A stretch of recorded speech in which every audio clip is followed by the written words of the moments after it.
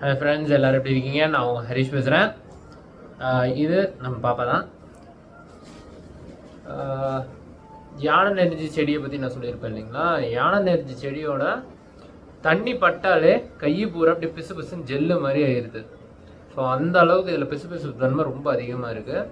இதை வந்து இப்படி கொஞ்சோண்டு இதில் தண்ணி வந்து ஒரு அரை கப்புக்கு மேலே இருக்குது, பட் என்னால் காட்ட முடியல.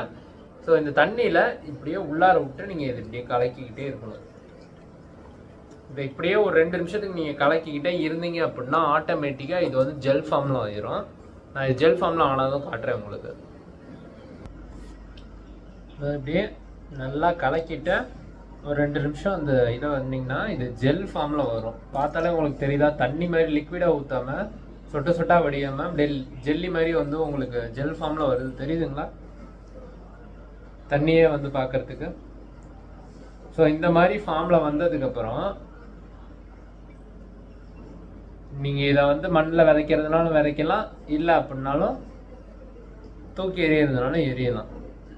சரிங்களா? அது உங்கள் இஷ்டம். ஸோ இந்த செடியை நான் வந்து விதைக்க தான் போகிறேன். இப்போ இந்த தண்ணியை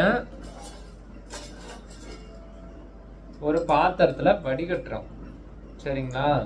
வடிகட்டும் போதே தெரியும் அது ஒரு லிக்விட் ஃபார்மில் இருக்கும்.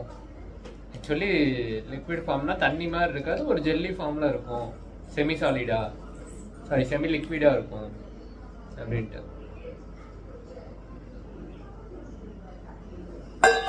வடிகட்டுறதுக்கு காரணமே அதில் உள்ள மண், அழுக்கு, தூசி எல்லாம் போகிறதுக்காக தான். ஸோ இதை வடிகட்டிட்டு நம்ம அப்படியே குடிக்கலாம். ஆனால் நீங்கள் குடிச்சிட்டு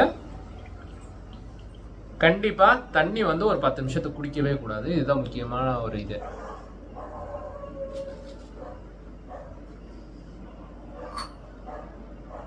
பாப்பாவுக்கு ஒரு டம்ளர், அவளுக்கு இவ்வளோ கொடுக்கலாமானே எனக்கே தெரியல. சரி, பாதி கொடுக்கலாம், ஏன்னா மெடிசன் ரொம்ப கொடுக்கக்கூடாது குழந்தைங்களுக்கு. இந்தாம்மா, நீ குடிமா.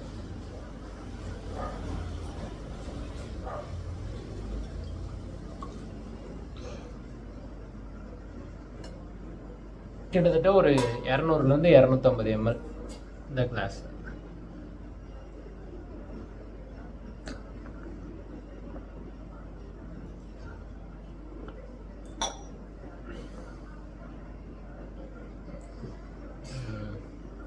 இப்போ எங்கள் பாப்பாவுமே குடிச்சு முடிச்சிட்டா.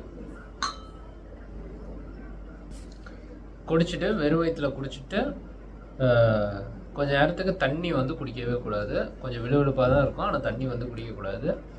கொஞ்சம் தண்ணி தாகடிக்கிற மாதிரி இருக்கும். கொஞ்சம் ஒரு இந்த டேஸ்ட் எப்படி இருக்குன்னா, ஒரு மென்தாலும் ஒரு துளசி எல்லாமே கலந்து ஒரு மாதிரி சாப்பிட்டா எப்படி இருக்குமோ அப்படி தான் இருக்குது. அவ்வளோதான், வேற ஒன்றும் பெருசாக இல்லை. பட் இது கிட்னி ஸ்டோனை நேச்சுரலாகவே கரைச்சி உங்களுக்கு யூரின் வழியாக வெளியேற்றிடும்.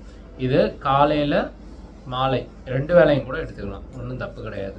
இந்த யானை நெருஞ்சி செடி வந்து நீங்கள் வந்து எக்காரணத்தை கொண்டோ ஃப்ரிட்ஜிலேயோ இல்லை வந்துட்டு வெயில் இருக்கிற இடத்துலையோ வைக்கக்கூடாது. நிழல் இருக்கிற இடத்துல காய வைக்கவும் கூடாது. முடிஞ்ச அளவுக்கு 1 நாள் 2 நாளில் வேரோட பிச்சோன்னே நீங்கள் இதிலேருந்து லிக்விட் எடுத்துகிட்டு சாப்பிட்டுட்டு ஊனி வைக்கிறதோ இல்லை தூக்கி எறிகிறதோ நல்லது.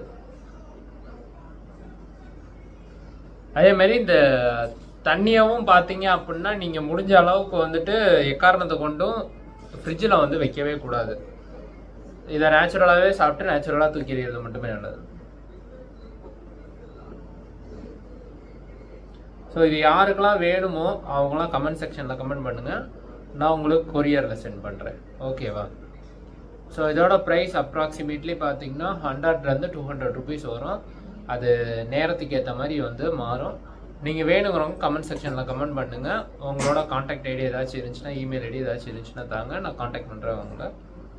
இல்லை அப்படின்னாலும் நீங்கள் நம்பரை இதில் அட்டாச் பண்ணுறேன். வேணுங்கிறவங்க கமெண்ட் செக்ஷனில் கமெண்ட் பண்ணுங்கள்.